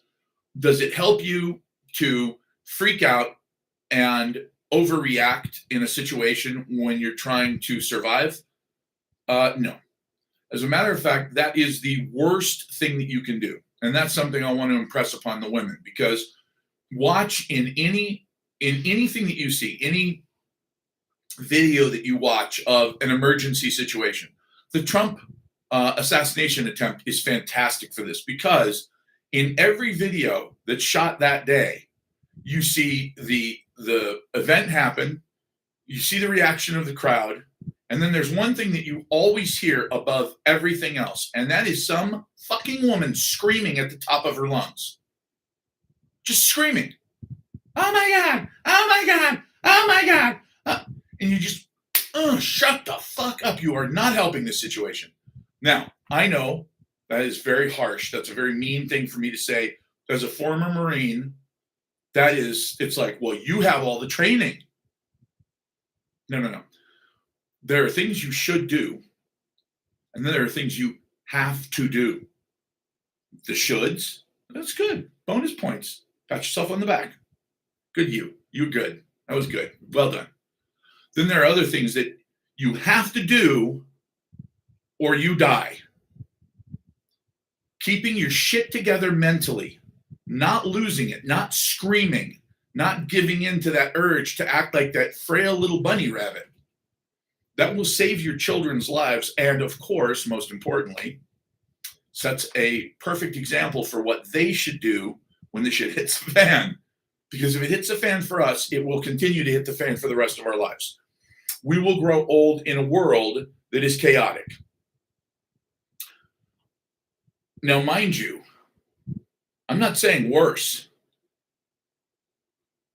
That's not an accident.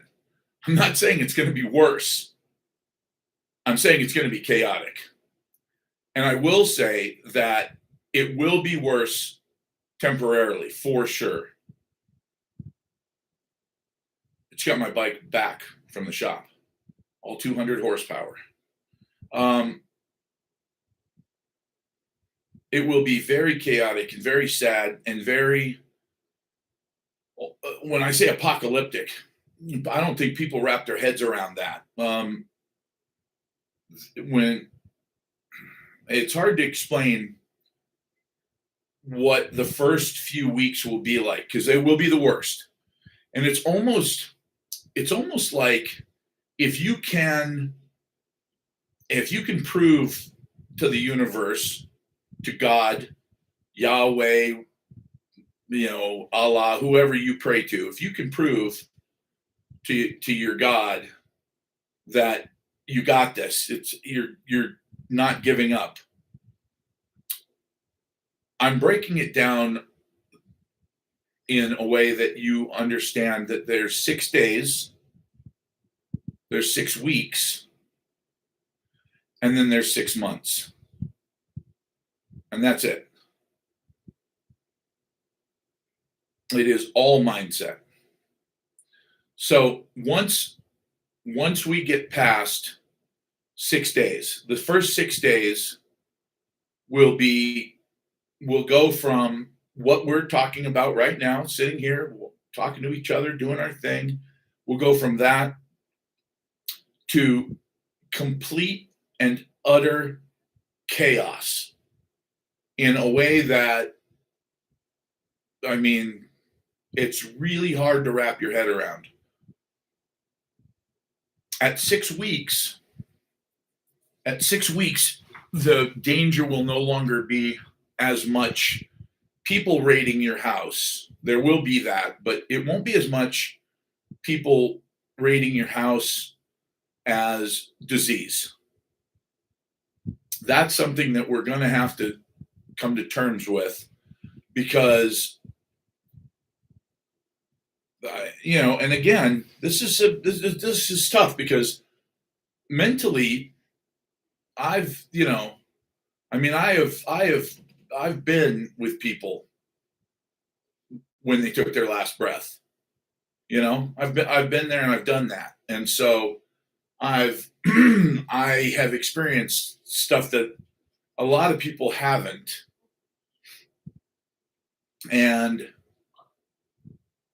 I guess in that sense I'm extremely lucky that, that I was raised in a alcoholic, angry, pissed off, abusive Navy SEAL dad single household because my dad would get drunk and beat the crap out of me for God only knows what. He wasn't even sure what, but he knew there was something. I was up to something. When you're 6 years old, you get the shit beat out of you and you don't know why. It tends to just make you tough. It just, maybe not emotionally as reasonable as somebody else, but at least it makes you tough. So in that sense, I'm blessed because the idea of seeing people expire, I've been there, I've done that, and it's not fun. It's like, oh boy, that was fun. I was holding him. I watched his carotid artery stop beating. He's gone. It sucks. Do I lose sleep over it? No. Shit happens, man. Someday that'll be me. Hopefully it'll be another 65 years or so, but that'll be me someday. It is what it is. As long as it's not one of my loved ones, that's obviously a whole different category. But my point is this: we're talking about death on a level that is really hard for people to wrap their head around. I appreciate that, Mary. It'll be out very, very soon. And I'm sure West Virginia Heathen is chomping at the bit because he's helping me pay for it. So he'll definitely be in on that one.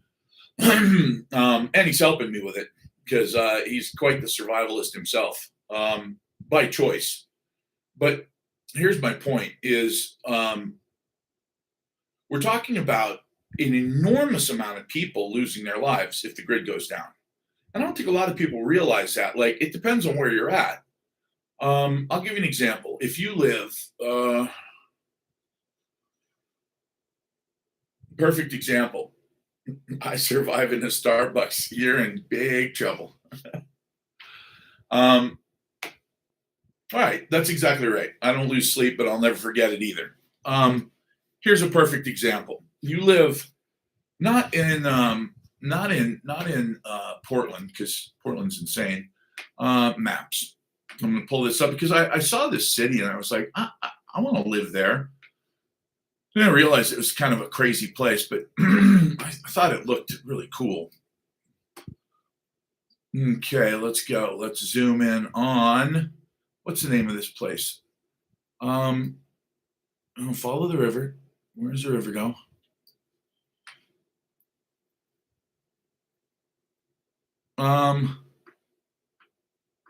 Yeah, it's like Puget Island. Astoria. There it is. Astoria, Oregon. What a cool looking little place that is. I don't know if it's like crazy Democrats or crazy Republicans or what it is, but let's say that you live there and the power goes out, okay? Or you live in Altoona, Washington, across the river. You live on a fucking river. You have as much fresh water as you could possibly ever need. But on top of that, you also have more fish than you could eat in 10 lifetimes. But you don't have electricity. Oh, poor baby. Like, does it ever get down to minus 10 degrees? No, because you're right next to the Pacific Ocean. I mean, it gets cold. You wear a jacket. But is it like Minnesota 40 degrees below zero cold with a wind chill factor of, your balls are icicles? No. That is a fantastic place to live. Absolutely fantastic place to live if the grid goes down. Volcanoes, fun. Here's the thing, though. If you live in Seattle,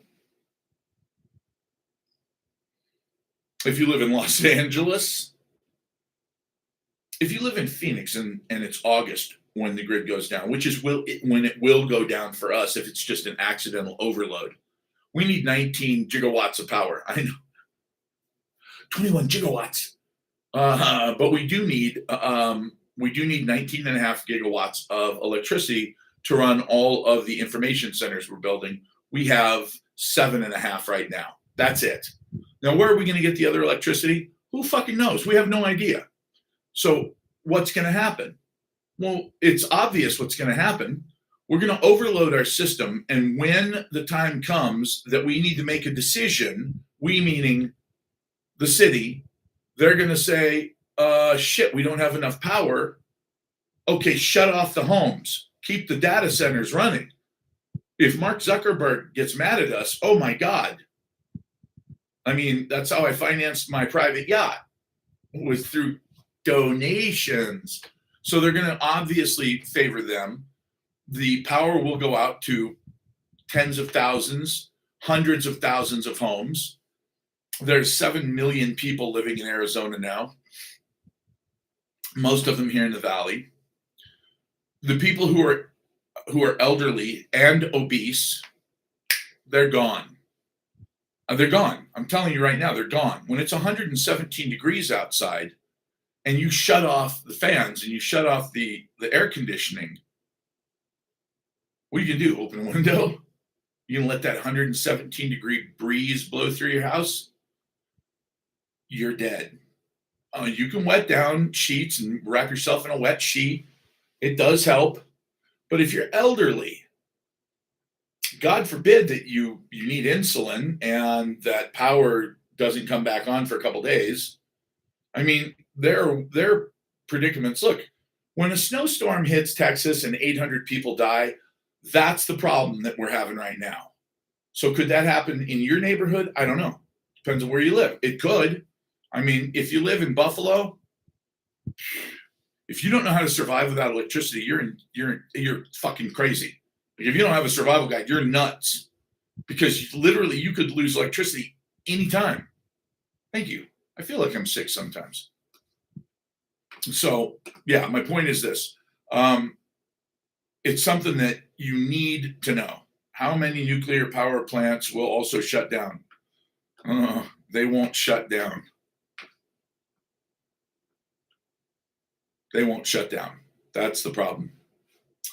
Place in Colorado you were talking about before. Actually, that is a really, really good idea. The only problem that I had with that, and it's something that I looked at for quite a while, that is literally the coldest spot in all of Colorado. And the reason is you've got the Sangria Mountains, or Sangre, some whatever, fucking Spanish, on one side, and then another mountain range on the other side. And all of the cold air drops down into that valley and goes south right through there. So not only do you have sub-zero temperatures for about half the year, but you also have a constant 40-mile-an-hour wind. Whoa. If you're going to try and grow stuff in those greenhouses that they had, and they were awesome greenhouses, I can't even imagine what your electricity bill would be. And of course, if the electricity's gone, you could probably run them on windmills. That would probably work, but it's not ideal. There are a couple of other valleys. France, good luck. Good luck. Although I will say this, at least France hasn't made it illegal to call somebody fat. And yes, in Germany, you'll go to jail for that. Somebody just did. They called a politician fat. And the best part is she's obese, like morbidly obese. And somebody called her fat online and they went to jail. They've been charged. Yeah, it's crazy. North Dakota is actually, that's one of the places. There are several places in the United States that I would consider to be the perfect place for something like that. And Great Falls, Montana is one of them.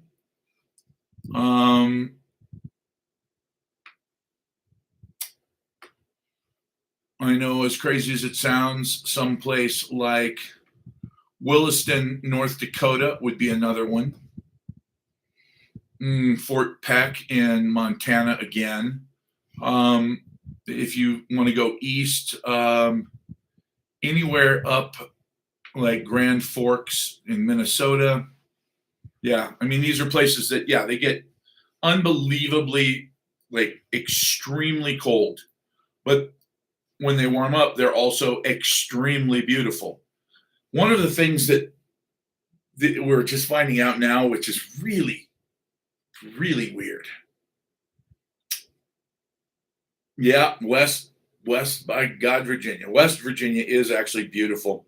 One of the strangest things that I just found out, we've been looking at, oh, and by the way, I would say that my favorite place of all of the places I've looked, and this is something that I will be looking at closer, Missoula. Missoula, Montana is absolutely amazing. Really interesting place. So, one of the things that's really interesting is if you look at Yellowstone and that whole area, Yellowstone in and of itself is fairly inactive. It moves up and down and back and forth, but it's blowing off steam constantly, quite literally. As long as those geysers are going off, they're letting off steam. That's what they're doing. They're releasing pressure. If none of those go off for 5 years, now you got to start to worry. But as long as they're doing their thing, and it rises and falls and rises and falls, but it looks like the biggest explosions are long, long behind us. The other thing to remember is that in about an 80-mile radius, you've got real danger. Anywhere to the east, because of the trade winds, obviously the jet stream blows to the east. So if you're on the west side of it, maybe 100 miles is far enough away. If you're on the east side of it, a few hundred miles is probably just barely enough. And the towns that I named that are east of it are far north of it too. That's why I named them. I would not want to live, I'll give you an example. Sheridan. No fucking way. You couldn't pay me enough to live in Sheridan, Wyoming, because it is literally directly downwind from Yellowstone. Even though the odds of Yellowstone going off are very slim, extremely slim, there's no point in taking those chances. But here's the thing that we just found out from a geological standpoint. Over the last several thousand years, the biggest, deepest earthquakes, the biggest, like by far the biggest earthquakes, have been in areas that are not where we thought they were at all. Really strange. They've been under tectonic plates, in the middle of tectonic plates in some cases. They're nowhere near fault lines, and they are massive, and they're clustered. And one of those massive clusters is massive and clustered directly beneath Idaho. And it runs from Idaho all the way up into Canada. And I'm looking at it on the map, and it's just odd because it's also the greenest part of Idaho moving north. It's like that strip of Idaho that's all super dense forest.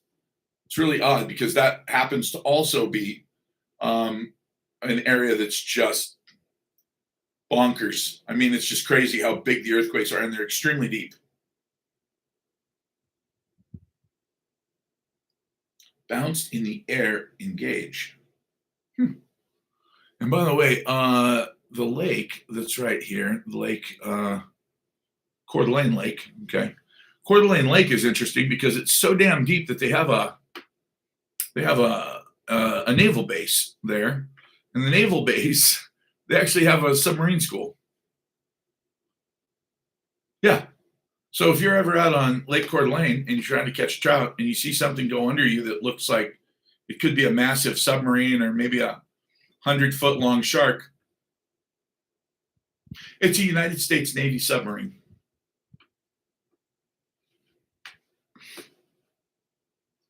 Well, yes and no. The Mississippi River is kind of a fault line, yeah, but it's basically the New Madrid fault. And I don't know if the New Madrid fault line follows directly along the Mississippi all the way or not. But I can tell you that when the New Madrid lets go, holy shit balls, that's a big one. Because that's massive.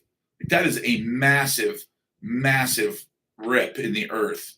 Yeah, it looks like it follows the New Madrid fault line pretty close up until. Wait a minute. What the fuck is Branson doing way up there? I didn't think Branson was that far up. Branson's kind of fun. It's like Las Vegas for rednecks. But it's kind of good, clean fun, I think.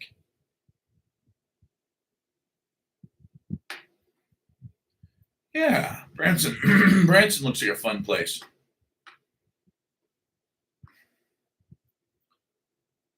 Table Rock Lake. That is one massive ass lake.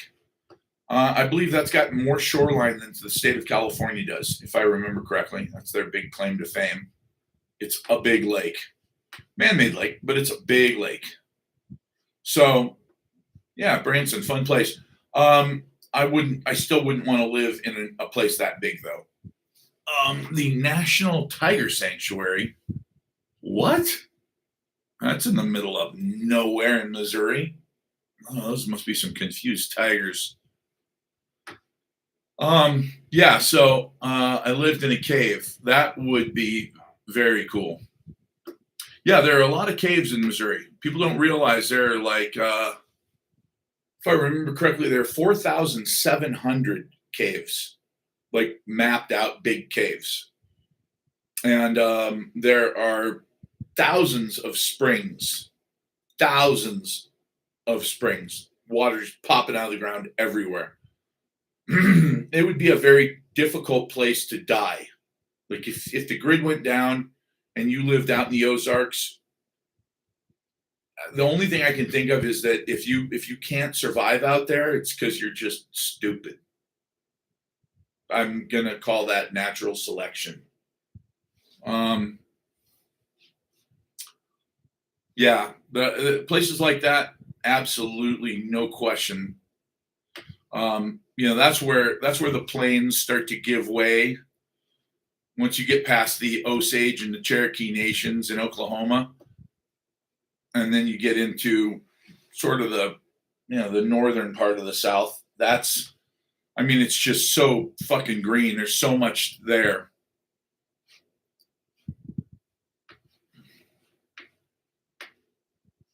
Well, you're typing pretty good for a dead guy.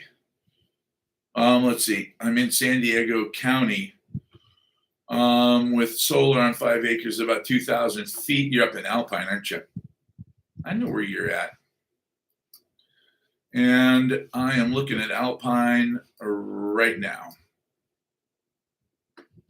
That is one place I would absolutely live. I love Alpine. Unfortunately, I think it'll get overrun. It's a great place, though. Really cool little town. Let's see, where are you? Santa Isabel. Oh, that must be a little north. See, there's a lot of places up there that are cool. A lot of beautiful places. Yeah, it's just that San Diego itself, the actual city, is just packed. And then, if you go to northern San Diego County, now you're going to be dealing with. No, actually, that's way outside of San Diego County.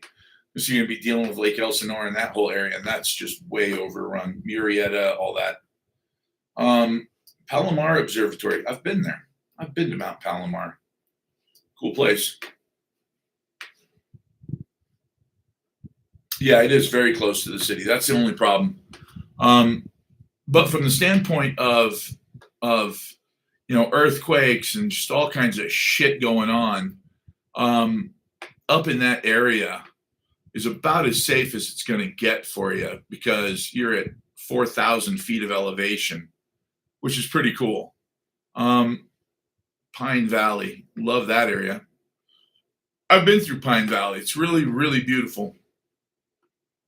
But man, you just go a little bit east. Go a little bit east, and it is hell. And when I say hell, if you've never been down the 8 freeway into Ocotillo and Plaster City, I mean, it literally looks like the face of the fucking moon, and it is so hot there. No, the big, and I'm looking at it right now. The big fault lines, and it really depends. The big fault lines are very susceptible to solar activity.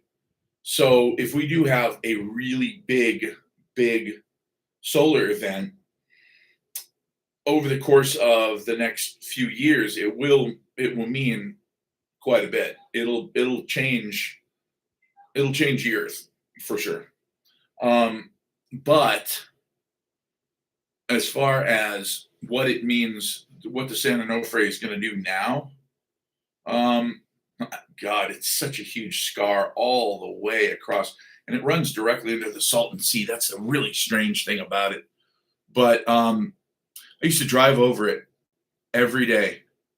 I literally drove over the fault every single day. There's a road. That's so funny. There's a road that runs across it. Pear Blossom Highway runs on it too, but just for a second. But yeah, Beryl Springs Road this is out in the mountains behind Los Angeles. And it's so funny because you can see this strange line that runs all along through the I didn't realize it runs right underneath Lake Elizabeth Lake. Yeah, it's really odd. I grew up there, lived there my whole life before I moved out here, and you just get used to the San Andreas. I said San Onofre, San Andreas fault. The San Andreas is the biggest one that we know of.